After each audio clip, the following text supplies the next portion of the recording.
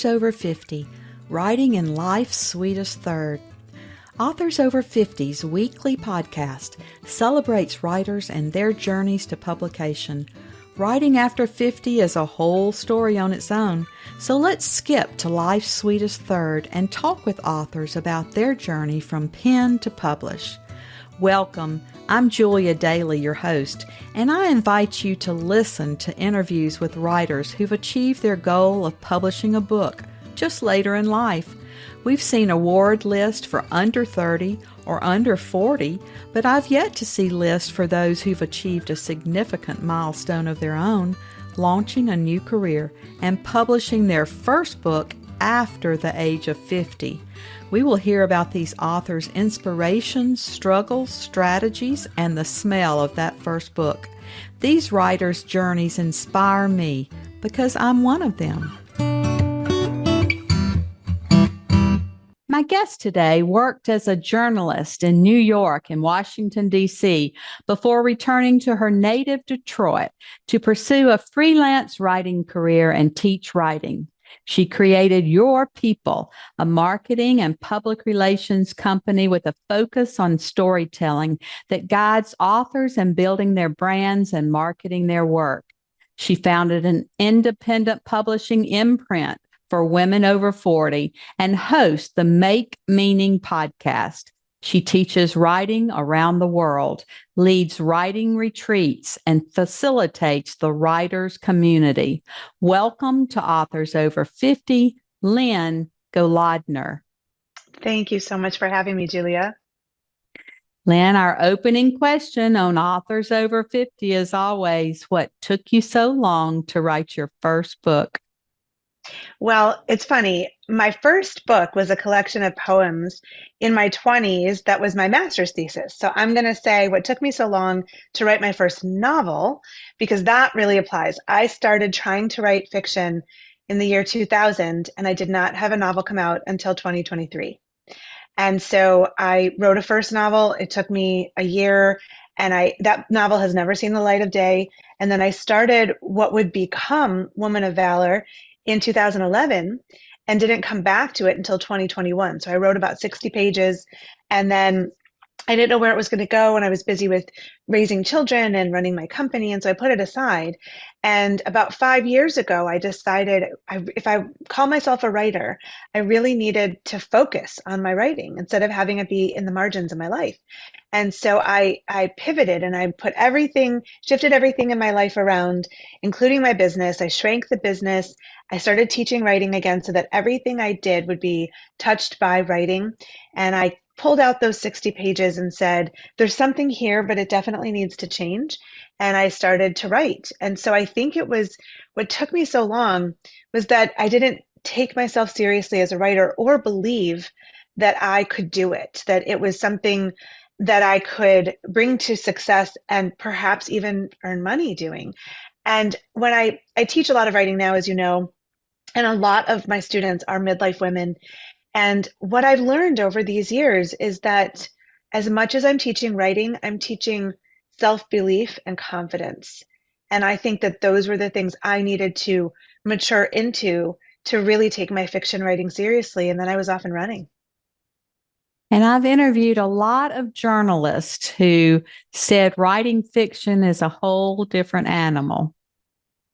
Yes, I had 8 books published before I ever had a novel come out, 2 poetry collections, 6 nonfiction books.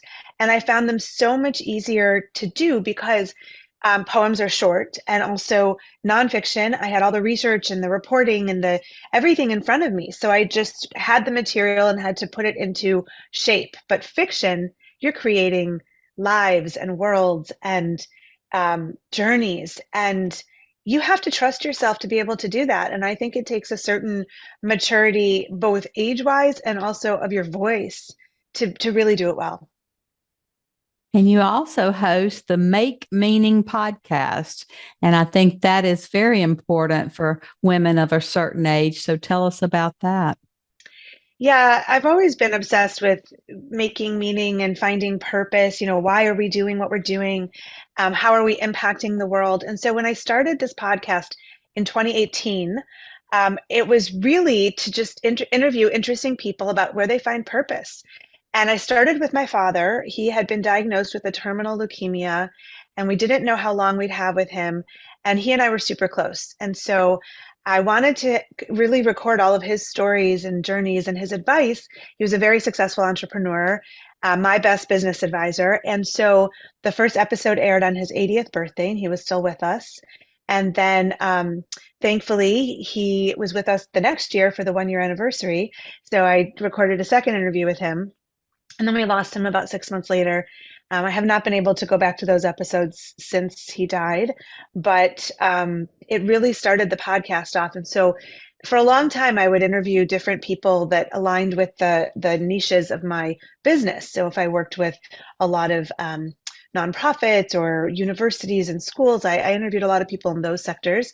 And when I made this change in my career and focused on writing books and teaching writing, I pivoted the podcast. And so I made it so that everything I do focuses on authors and writing and people in publishing. And so now I only exclusively interview authors and those in the publishing industry. And I've been doing that now for several years. And it's so much fun because with every author that I interview, and I'm sure you find this too, I learn things and I hear about their journeys and how innovative and courageous they were. And it gives me a boost and it also teaches me things. So I feel like it's indulgent for me to do this podcast because I'm learning with every interview.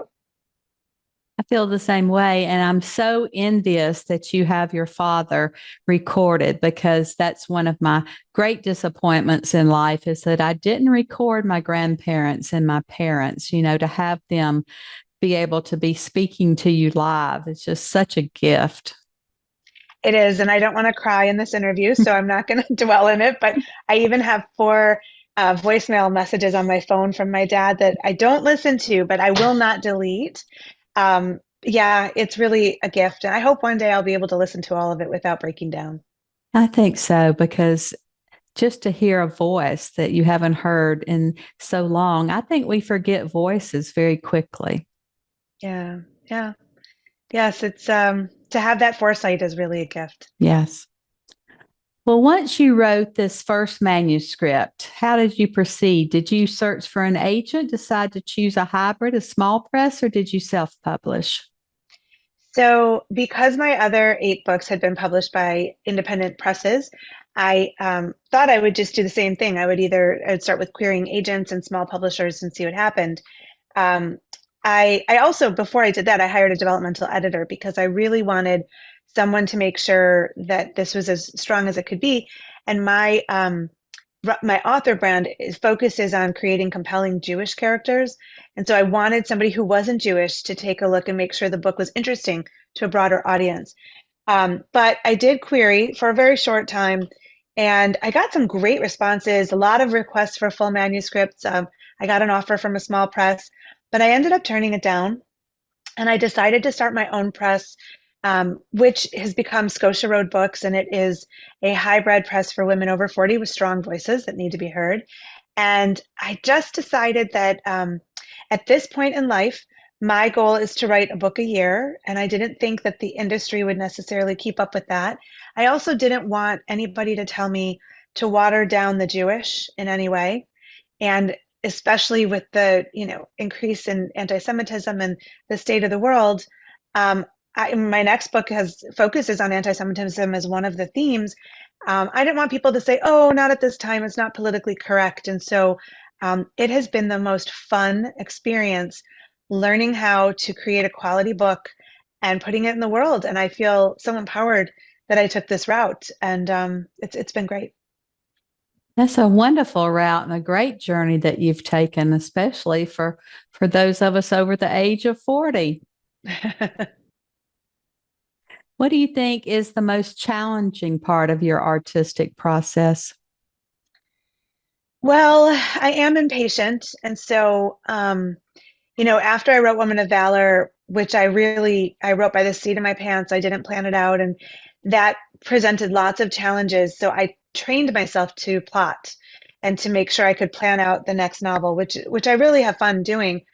But I thought that because I was plotting the second novel, it would be so much more refined when I finished the draft. And it wasn't. It was still a messy first draft, and I had big X's on pages that when I was reading through it. So I think that that's probably the biggest challenge is that it just takes the time it's going to take. And I am pretty fast with my writing, but there's no way around the rounds of editing and revision, and you have to be open to it. And I've learned to have a little bit of humility, even as I'm pushing forward and wanting to move fast. I have to take the feedback. I have to take the time, and it's always worth it when I do. So, sort of, being patient with myself. That's the skill I'm still working on. Well, I think writing my first book changed my process of writing in that I could write more quickly. I took a lot of time with the first book because it was my personal story, it turned into fiction, but it had a thread of memoir running through it Mhm. about adoption.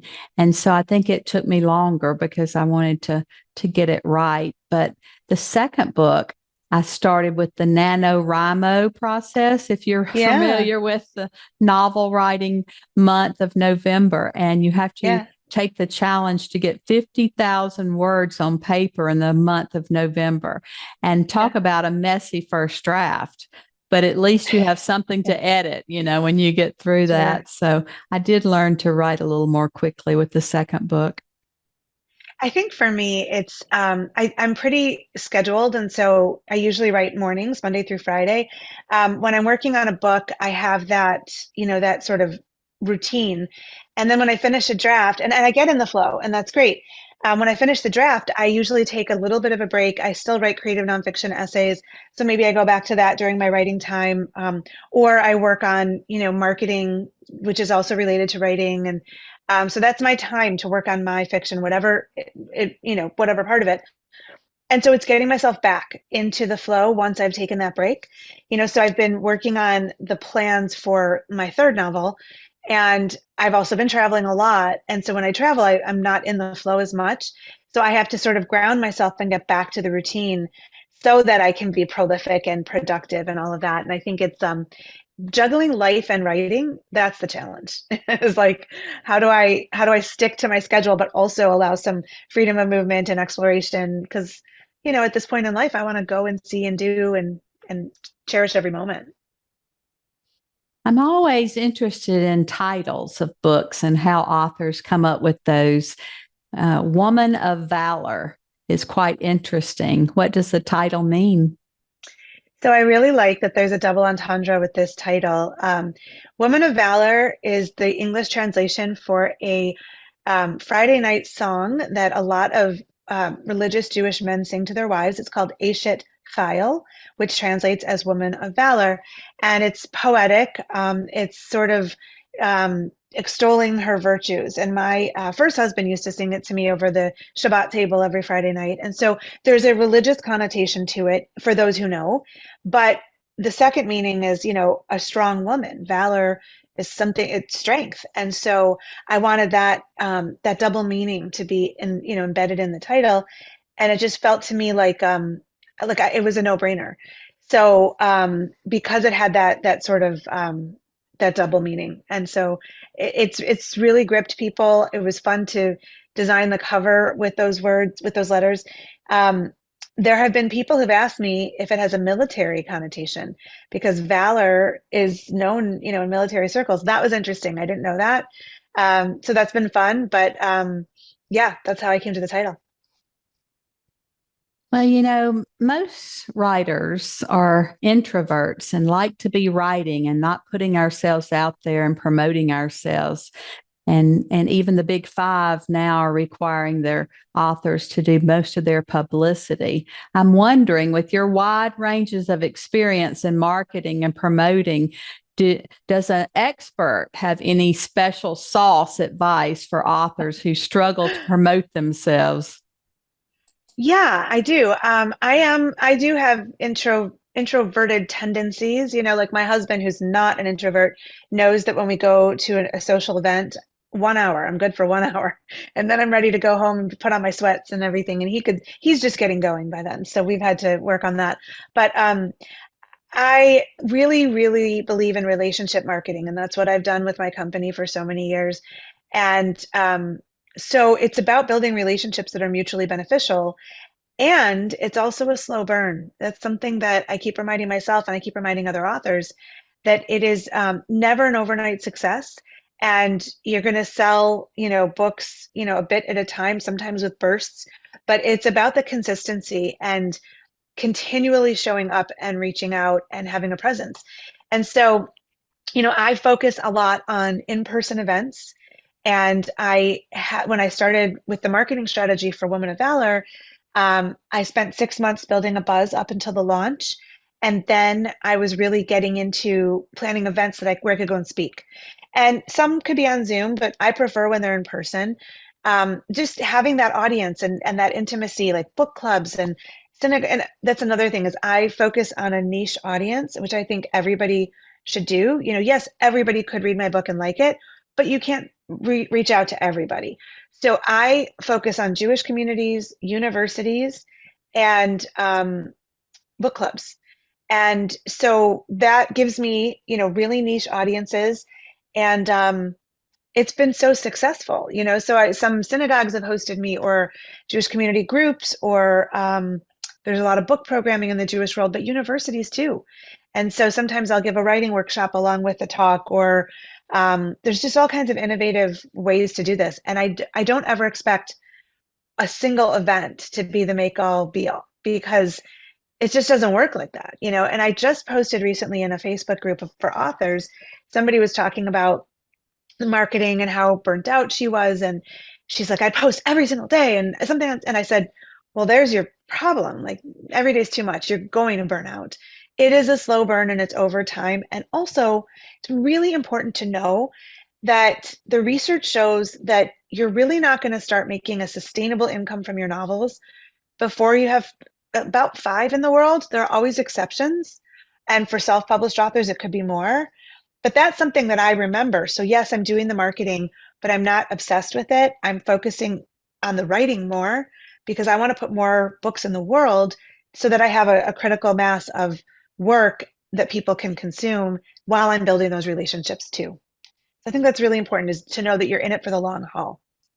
I think that's really vital. And I have heard that you need a series. You need at least 3 books in a series before you can even start earning out any. So that's what I always keep in the back of my mind, because I only have 2 books right now and they're not in a series. So Yeah. that's what I blame about not earning out. Yeah, I'll say this. So Woman of Valor came out in September of 2023. I have a novel coming out in August of 2024 that's not related to Woman of Valor, but I envisioned Woman of Valor as the first in a series of 3 books. So the one I'm plotting out right now is a book 2. But then I think I might do another unrelated book and then do a book 3. Like I think um, it's important. Yes, series are really helpful because I know when I read a book that's in a series, I can't wait to read the rest. Um, and that's wonderful. That builds in repeat, business and keeps your audience with you. I think it's most important to stay in the same genre. And so while I write creative nonfiction essays and I think about putting out a collection of essays, that's a whole other audience, I think. And so staying in fiction, at least for the first few books, I think is really important, because people who read fiction, people who read poetry, and there's not a ton of crossover. And so I think we have to remember um, to not genre hop until we have an established presence and brand that readers might then want to cross genre so they can see you. And I think that these readers are, they just gobble up our books so quickly and they want the next one. So I love the Yes. strategies where you have them all ready to release, in a short period of time, because they do ask, when's the next book? Yeah, isn't that great? I think that's so optimistic and encouraging. And because for all the people who talk about nobody reads, nobody buys books, there are so many people who do both. And so that makes me feel good. Like there's an audience that's waiting, and I just need to get my books out there. Well, speaking of books, tell us a little bit about the passage you brought to share today and then read from it so we can hear your tone and voice. I would be happy to. So, this, I want to read you from a little bit from chapter 15. And so the premise of this book is that there's a young woman named Sally who becomes Orthodox in Judaism, and she um, loves her life, absolutely loves her life. And she's married, she has three kids, she's in love with her husband. And then a few things happen to sort of derail her happiness. Her son is abused at school by a teacher, physically abused. And her ex boyfriend from college, who was her first love, um, finds her online and wants her back. And it's at the time that she and her husband have a difference of opinion about how to respond to the abuse. And so they're both horrified, but her husband doesn't want to create a big scandal in the community, and she wants to pull out the big guns and just get rid of this teacher. So this is a chapter. This is a chapter where she's trying to process the fact that her ex John has found her and what she's thinking about that and how to make sense of everything that's going on. All right, chapter 15. It's an odd thing finding a person from your past after many years have slipped away. Since John had last seen me, I'd fallen in real love with a good man and been pregnant 3 times, birthed 3 children. My body had morphed, and while I was lucky to lose baby weight quickly by running, my shape had shifted each time. My hair was flatter and duller from covering it. Would he still find me attractive? Did I want him to? My mind danced with shocking fantasies of uncovering my hair and letting my curls cascade to my shoulders as I sat across from him in a low-lit restaurant in the heart of Chicago. I knew Barry couldn't read my thoughts, but I shrank into the shadows of our house anyway, embarrassed, guilty, wanting to erase all the damage done and start over. John responded to my email within a day, asking about my transformation, my children, my life, and why I wasn't writing more than in my journals. I considered his questions and gave careful answers, pondering what mattered to me now, what I wanted to show this man from my past. I'd been on the fast lane into the frum world and had dropped pretty much everything that I thought mattered to me before I came to Skokie. When I quit my magazine job to study Judaism and immerse in this community, it wasn't because I wanted to stop writing, but stop I had.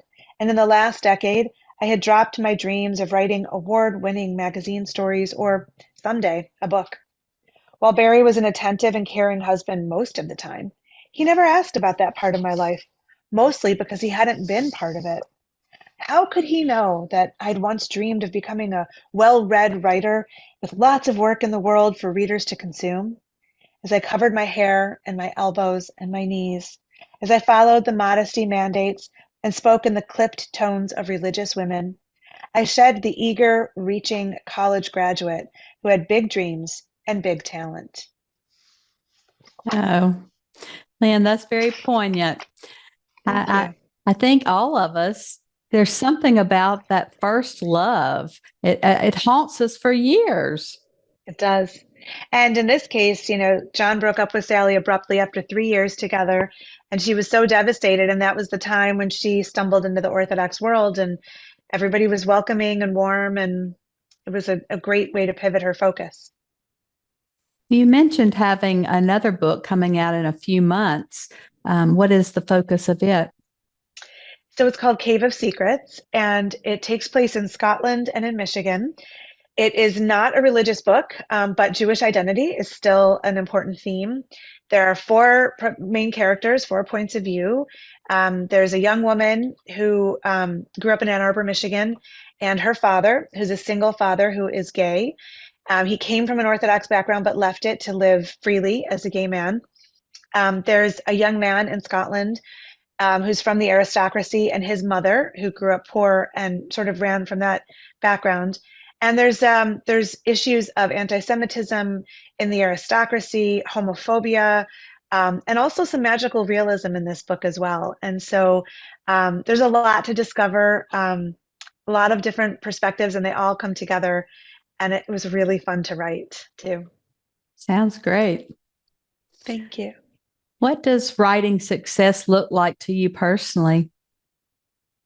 It's a really good question. I mean, for me, I write to be published. So even when I write an essay, I want it to someday be out in the world. Um, I think I'm succeeding because I am being published. I have things being accepted. I have writers who love my book and they can't put it down. That's really lovely. I think that's a measure of success. I'd like to also make money from my writing. And while I have in different incarnations as a journalist in marketing, where I'm writing all the time, but maybe not creatively, um, I do want to get to a point where I'm having a substantial income from my books. So that's a goal for sure. But I think more than that, it's building an audience that is faithful and where we have deep connections, and that keeps coming back to my writing. And I think I'm doing it bit by bit, building that, brick after brick, and I think it takes time. But I do think those relationships, those deep, authentic connections, that's where it is. So I can write as much as I want, but I have to care about my readers, and it's been fun, and I hope it keeps going. I agree. And I think you've built a great path for yourself there and a niche audience. And so I can't imagine that it wouldn't. Thank you. This has been a great visit with you today. And as always, our bookend question, our last interview question is that our writers over 50 are quite unique. Do you have advice for writers 50 and above? Of course I do. That's so much of who I work with and who I am. I think it's really important to trust in your own voice and not let anybody tell you that you can't pursue it. Um, you know, we're at midlife, maybe we're past midlife. Who knows how much time we have? So if you want to write, just write. And if you want your writing to get out in the world, do everything you can to put it there. I think it's really important to have a community around you.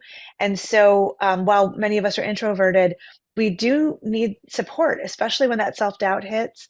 So, like I offer a free monthly ride along on Zoom every month, the first Saturday of the month, which people can sign up for and join. And it's 20, 30 writers at a time who always feel supported because while we're doing our own writing, we're there together.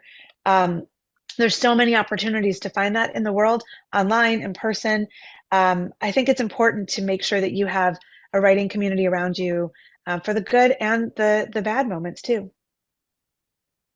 That's very wise advice today, Lynne. And I think you're living a writer's dream in the writing and publishing and podcasting world. And you're leaving quite a legacy. You're certainly highlighting the wonderful tribe of which you are a member. And I know you are making your family proud. So thank you so much for being with us here today. And we're happy to call you one of our authors over 50. Thank you so much for having me, Julia. It has been a delight. Thank you for joining us today. Please look for Authors Over 50 every Thursday when we will have conversations with accomplished debut novelists over the age of 50. Please subscribe and share with a friend. And check out my own publication journey after 50 at www.juliadaily, that's D-A-I-L-Y, like dailynewspaper.com. Until next time, keep reading and writing. And remember, it's never too late to fulfill a dream in life's sweetest third.